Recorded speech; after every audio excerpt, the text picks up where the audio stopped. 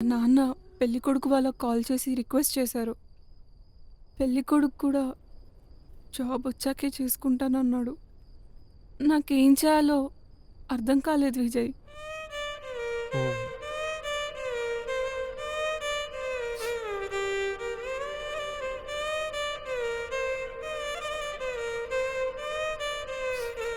అయినా మనం అనుకుంటే కదా కావ్య. ఎంటెక్ ఒప్పుకున్నారు, జాబ్‌కి ఒప్పుకున్నారు. ఆ పెళ్ళికొడుకు కూడా మంచోడిలాగే ఉన్నాడు.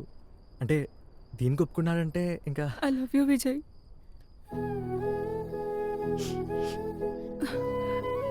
నాకు నువ్వంటే చాలా ఇష్టం. నీతో మాట్లాడడం, నీతో బయటికి వెళ్ళడం, నిన్ను విజ్జులు అని పిలవడం, ఇలా నీతో చేసే ప్రతి పని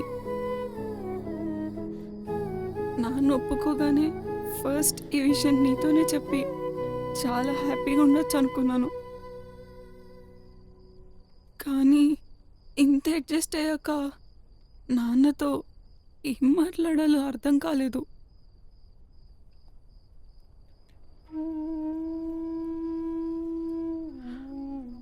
అయినా నువ్వు చేసిందే కరెక్టేలే కావ్య. మీ నాన్న ఎప్పటికైనా నన్ను ఒప్పుకోరు. నాకు గవర్నమెంట్ జాబ్ లేదు. అసలు మీ నాన్న అనుకునే ఒక్క క్వాలిటీ కూడా నాలో లేదు. It's okay. బాయ్.